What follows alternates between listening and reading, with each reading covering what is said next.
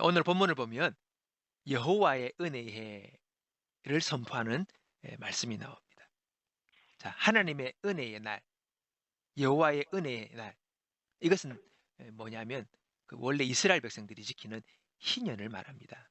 희년이 뭐냐면 안식년인 7년, 그 7년이 안식년이죠. 그 7년이 되는 안식년이 7번 있는 7749, 그 다음에 있는 해입니다. 희년인데 이 희년은 놀라운 에, 역사가, 은혜가 있어지는 해입니다. 그때는 누구에게 소속되었든지 노예로 있던 모든 이스라엘 사람들은 다 자유가 됩니다. 그리고 가난 때문에 조상의 그 땅이나 소유를 팔아야 했던 사람들은 그때가 되면 다 돌려줍니다. 채무가 있던 사람들은 면제가 됩니다. 이날은 회복과 자유가 있는 날이죠. 놀라운 회복의 역사가 있는 그런 은혜의 해이죠. 이 희년, 여호와의 은혜의 해가 우리 예수님께서 공생의 복음 사역을 시작하기 전 이사의 말씀, 오늘 읽었던 그 말씀을 쫙 펴시고 이 희년의 해를 선포하면서 바로 이 날이 복음으로 말미암아 모든 영혼들이 누리게 될 놀라운 회복과 구원의 날이라는 것을 주님께서 선포를 하십니다. 이 복음이 우리의 인생 가운데 희년과 같은 회복의 복을 주신다는 거죠. 오늘 이 은혜가 우리 가운데 놀랍게 이루어지고 일어나는 역사가 있게 되기를 주님의 이름으로 축원합니다. 이 구약 성경에 보면 요셉의 두 아들이 있습니다. 근데 이 그 두 아들을 요셉의 아버지, 즉 야곱이죠. 야곱이 죽기 전에 그 두 아들을 축복하는 내용이 성경에 나와 있습니다. 요셉이 자기의 두 아들을 아버지 야곱에게 데려갔을 때에 야곱은 눈이 어두워서 제대로 보지를 못합니다. 근데 그때 아버지 앞에 두 아들을 데리고 와서 하나는 아버지의 오른편에, 하나들은 아버지의 왼편에, 오른편은 장남, 왼편은 차남을 이렇게 앞에 데려놓고 아버지한테 축복을 받기 원합니다. 근데 아니 야곱이 오른손을 장남의 머리에 올리고 왼쪽은 차남의 머리에 올려야 되는데 이 손을 엇바꾸는 거예요. 오른쪽을 왼쪽으로, 왼쪽을 오른쪽으로 그렇게 바꿔서 축복을 하려는 거예요. 그러니까 요셉이 그걸 보고 아버지 오른쪽에 장남이 있고 왼쪽에 차남이 있습니다. 그러시면 안 됩니다. 그때 야곱이 뭐랍니까? 안다. 나도 안다. 그러나 하나님이 그렇게 하신다 하면서 오른손으로 차남의 머리 위에 올리면서 차남에게 장남의 축복을 줍니다. 그리고 왼손은 장남의 머리 위에 들고 차남의 축복을 하죠. 그러면서 차남에게 장남이 가질 수 있는 하나님의 그 놀라운 더 큰 축복을 그에게 부어주는 거죠. 졸지에 장남이 차남이 되고 차남이 장남이 됐습니다. 바뀐 거죠. 왜? 하나님이 그렇게 하셨다는 거죠. 하나님이 바꾸시면 그만입니다.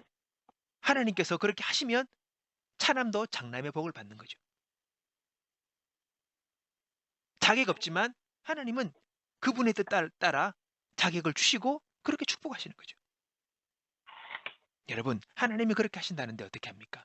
하나님이 바꾸시면 막을 자가 없는 것이죠. 여러분, 이것을 통해서 우리에게 말씀하는 바가 있습니다. 하나님이 우리의 삶에 개입하셔서 나의 삶을 바꿔주시면 우리의 삶은 바꿔질 수가 있다는 것입니다. 도저히 바뀔 수 없고 가능성이 없는 일이라도 하나님이 하시면 바꿔질 수가 있는 거죠. 우리 인생에 자유와 회복의 역사가 일어나는 겁니다. 여호와의 은혜의 해가 선포되는 것입니다. 희년이 선포되는 것입니다. 복음을 통하여 놀라운 자유와 회복의 역사가 일어나는 것입니다. 바뀌는 것이지. 건강이 회복되고 인간관계가 회복되고 경제의 문제가 회복되는 역사가 일어날 수 있습니다. 하나님이 하시면 되는 거죠. 그분이 하시면 됩니다. 그런데 우리는 흔히 이랍니다. 제게 어떻게 그런 놀라운 일들이 일어날 수 있습니까? 지금 상황에서 어떻게 그런 변화가 일어날 수 있습니까? 라고 우리는 많이 자문을 하기도 합니다. 우리는 그럴 만한 그런 은혜를 받을 만한 존재가 못 된다고 생각을 하죠. 그래서 그 놀라운 변화와 축복은 나와는 상관없다고 생각합니다. 꿈 같은 일이 내게 일어날 수 있나? 건강에서, 재정에서, 인간관계에서, 내 인생에서 자기는 자격이 없다고 합니다. 나는 지난 시간 너무 많은 실수를 저질렀다. 어리석게 살았다. 나는 재능도 없고, 나는 허약하고, 성품도 영 형편없고, 자신감도 자존감도 바닥을 치는 그런 나에게 무슨 은혜가 있나? 라고 우리는 스스로 자문하고 이야기하기도 합니다. 근데 하나님이 말씀하십니다. 야, 나 다 알고 있다. 그래도 내가 너를 창조하지 않았느냐? 너를 땅에 나게 하지 않았느냐? 네가 그렇게 생각할지라도 그러나 이제 내가 내 손을 받고 너를 축복할 것이다. 자기가 없다고 생각하는 너에게 내가 자격을 주고 내가 너를 축복할 것이다. 내가 그렇게 해야 모든 사람이 네 힘이 아니라 내 능력으로 하나님의 은혜로 예수님의 은혜로 네가 이렇게 된 줄 알지 않겠느냐. 내가 너에게 역사하리라. 그렇게 주님께서 말씀하시는 겁니다. 일반적으로 우리는 은혜 받을 자격과 축복의 자격을 많이 논합니다. 내가 그럴 수 있나? 모세가 뭐랍니까? 주님, 저는 그런 주제가 못 됩니다. 저는 말을 못 합니다. 근데 제가 바로에게 가서 말을 하라고요? 안 됩니다. 그때 하나님은 모세야, 그런 걱정하지 마라. 내가 필요한 거 주마. 그렇게 말씀하십니다. 그리고는 아론을 붙여주시고 능력의 지팡이를 손에 쥐어주십니다. 기도원은 이렇게 말합니다. 저는 천한 집안의 출신입니다. 우리 집안은 영 보잘것없는 집안이에요. 그 집안 중에서 제가 또 가장 천한 자입니다. 저는 절대 군대를 이끌 그런 제목이 아닙니다. 그때 하나님 뭐라 하십니까? 기도원아, 그런 걱정 말아라. 내가 이제 손을 바꾸어서 네 상황을 완전히 바꿀 거다. 너를 맨 뒷자리에서 맨 앞자리로 부를 것이다. 그리고 너는 강한 용사가 될 것이다. 하나님이 대놓고 이야기하십니다. 그는 강한 용사가 되었습니다. 다윗도 이렇게 말할 수 있습니다. 하나님, 저는 너무 어리고 작아요. 저는 전쟁의 경험이 없어요. 칼을 들고 싸운 적이 없는데요. 저 말고도 키 큰 많은 어른들, 용사가 많습니다. 그들을 쓰세요. 저 같은 어린 사람이 어떻게 골리앗을 상대하겠습니까? 그렇다면 하나님이 이렇게 말씀하실 것입니다. 다윗아, 난 다 알고 있다. 물론 내가 다른 사람을 선택할 수도 있다. 하지만 나는 내가 손을 바꾸려 한다. 너를 무대 뒤편에서 무대 가운데로. 저 멀리 양을 치는 목초지에서 너를 전장으로 내가 너를 이끌겠다. 더 나아가 너를 왕자로 데려갈 것이다. 하나님이 하시는 거죠. 하나님 그렇게 하셨습니다. 에스더가 이렇게 말할 수 있습니다. 하나님, 저대로 왕에게 가서 말을 하라고요? 저는 갈 수가 없습니다. 왕이 왜 제 말을 듣겠습니까? 제 임의로 왕 앞에 갈 수도 없습니다. 그리고 제가 뭔가 말을 한다 하더라도 저는 지지할 만한, 저를 후원할 만한 인맥이 있는 정치 인물이 아닙니다. 저는 그냥 힘없는 고아일 뿐입니다. 제가 왕에게 가서 무슨 말을 하겠습니까? 그럼 하나님이 이렇게 말씀할 수 있어요. 에스더야, 그런 걱정하지 마라. 내가 그거 모르겠니? 하지만 내가 손을 바꾼다. 네 스스로 얻을 수 없는 존경과 신망을 얻도록 내가 해주겠다. 가라. 여러분, 하나님은 우리를 바꾸시고 우리를 변화시키십니다. 나 혼자는 도저히 이룰 수 없는 놀라운 변화를 하나님의 손을 바꾸셔서 그분을 바꾸시는 겁니다. 내 수준으로 이룰 수 없는 것을 얻게 하시고 내가 도저히 성취할 수 없는 것들을 그분의 능력으로 성취할 수 있게 하십니다.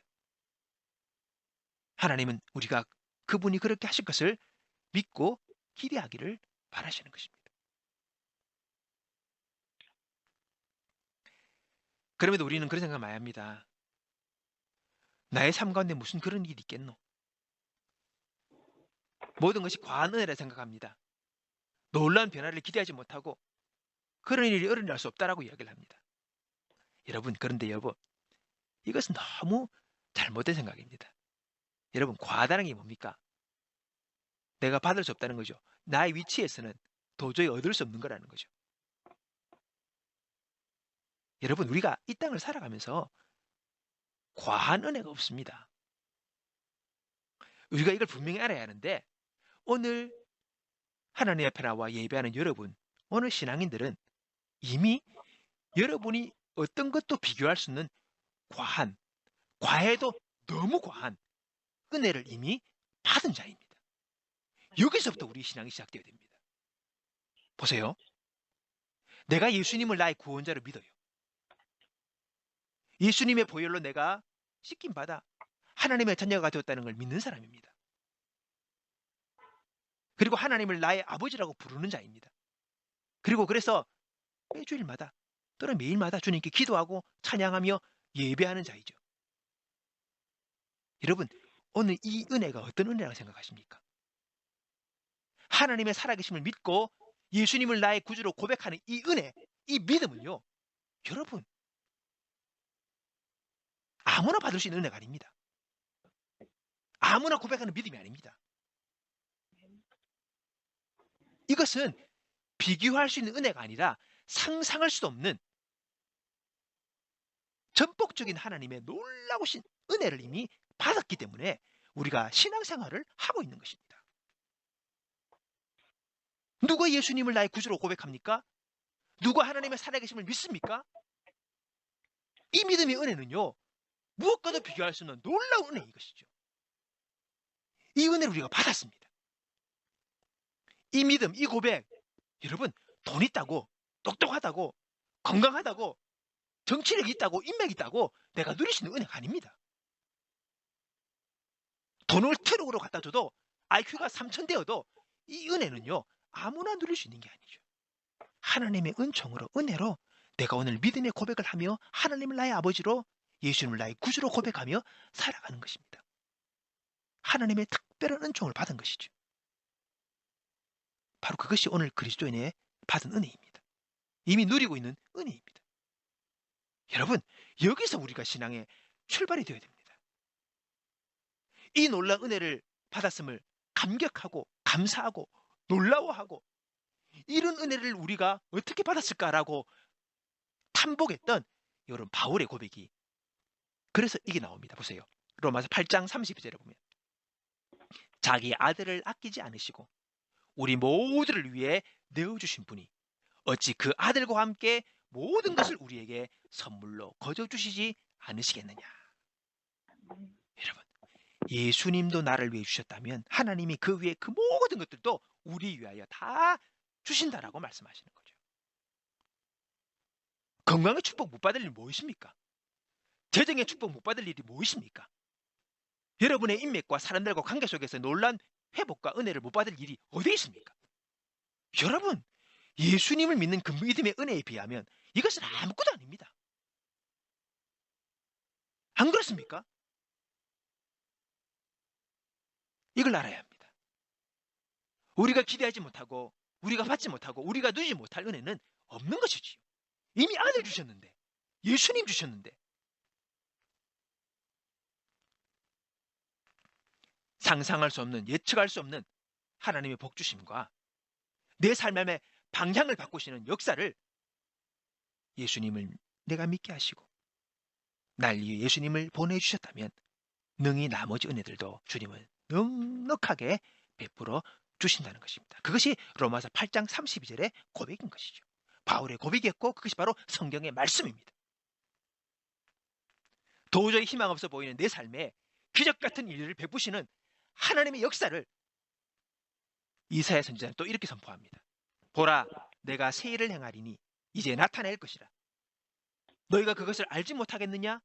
반드시 내가 광야의 길을 사막에 강을 내리니. 여러분, 광야는 길이 없는 곳입니다. 오른쪽 왼쪽 다 똑같습니다. 허벌판입니다. 앞뒤가 없습니다. 어디가 어딘지 구분이 안 되는 곳이 광야입니다. 거긴 길이 없어요. 우리 뒷동네 산 산책할 때에 길이 나 있는 그런 길이 없습니다. 광야는 사람이 없어요. 그런데 하나님께서는 그런 곳에 내가 길을 쫙 내겠다 하십니다. 길을 내신다는 거죠. 그래서 너희가 갈 길을 알고 방황하지 않고 그 길들을 따라 갈 수 있게 해주겠다는 것이죠. 이미 광야가 아니죠. 능히 다닐 수 있는 길이 되는 것입니다. 기적 아닙니까? 또 뭘 하십니까? 사막이 어떤 곳입니까? 사막에 물이 없죠. 물이 없어서 모래밖에 없는 곳이 사막입니다. 근데 그 사막에 내가 강을 내겠다는 거죠. 물이 실실 넘쳐 흐르는 사막을 강을 내가 열어내겠다는 겁니다. 이게 기적 아닙니까? 하나님 그렇게 하신다는 거죠. 이런 일들이, 이런 기적화된 일들을 내가 이제 행하겠다, 새 일을 행하겠다, 그렇게 하나님이 말씀하시는 것입니다. 우리 하나님은 그렇게 하실 수 있는 분이십니다. 기원전 5세기에 그리스의 역사가였던 헤로도토스라는 사람이 이런 말을 합니다. 인간의 운명은 그의 마음속에 있다 라는 유명한 말을 남깁니다. 기원전이니까 예수님이 태어나시기 전에, 이 땅에 오시기 전에 살았던 사람이죠. 그런 역사가였습니다. 인간의 역사를 보고 그 역사를 만들어가는 인간을 볼 때에 그 사람이 품고 있는 생각이 그 사람의 인생과 그리고 역사를 만든다는 걸 본 겁니다. 그래서 인간의 운명은 그 사람의 마음에 있다라는 말을 했습니다. 쉽게 말하면 그 사람이 마음에 품고 있는 대로 그의 인생이 펼쳐진다는 거예요.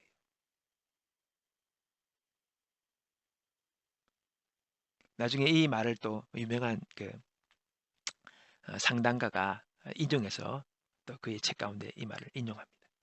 그러니까 사람을 치료하고 사람을 온전하게 회복시키는 것에 있어서 인간의 운명은 그의 마음에 있다는 이 구절이 참으로 맞다는 것을 설명을 하죠. 근데 여러분, 이 말에 기원이 되는 말이 있습니다. 헤로토스보다 더 앞에 한 400년 전에 기록된 성경 잠언, 여기 이렇게 기록하고 있습니다. 잠언 4장 23절. 무릇 지킬 만한 것보다 더욱 내 마음을 지키라. 생명의 근원이 이에서 남이니라.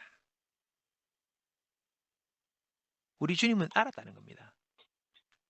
솔로몬은 주님께서 지혜를 받아 알았다는 겁니다. 삶의 원리를. 무릇 지킬 만한 것보다 더욱 내 마음을 지키라. 생명의 근원이 이에서 남이니라. 성경 우리에게 미리 말해주고 있었습니다. 내 마음이 생명의 근원이다. 마음에서 죽고 사는 것이 결정되니 내 마음을 바르게 지켜나가라. 그 어떤 것보다 너는 네 마음을 지켜야 한다.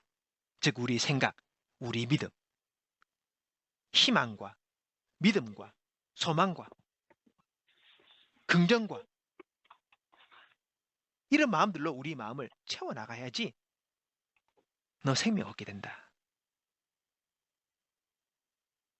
그렇게 말하고 있는 것입니다. 여러분, 한 사람이 갖고 있는 그 믿음은 그 사람의 마음과 운명을 바꿉니다. 운명을 바꿉니다. 하나님의 말씀을 우리 마음에 심어주심으로 우리의 운명을, 우리 인생을 하나님은 바꾸시는 거죠. 이게 바로 신앙인이 누릴 수 있는 축복이라는 것입니다. 절망 속에서 소망이 생기고, 비관에서 긍정이, 허무에서 의미가, 부정에서 믿음이 내 마음 속에서 일어나는 것입니다. 그게 말씀의 역사고 믿음의 역사입니다. 하나님은 내 마음을 바꾸시는 거예요.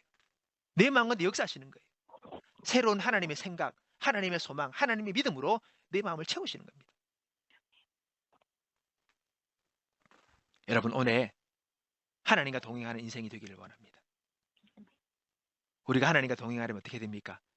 우리의 말과 우리의 생각이 하나님의 말과 하나님의 생각과 맞추셔야 합니다. 하나님의 말과 생각은 바로 성경의 말씀이죠. 성경의 말씀을 고백하고 성경의 말씀을 내 마음속에 품을 때에 우리는 하나님의 생각과 마음을 내 마음속에 품게 되고 그 마음을 내 마음에 품게 되면 우리 인생이 바뀌어지는 것입니다. 말씀을 읽고 말씀을 고백하고 말씀을 품고 살아갑시다. 그러면 하나님이 우리의 삶에 놀라운 방향의 전환을 허락하십니다.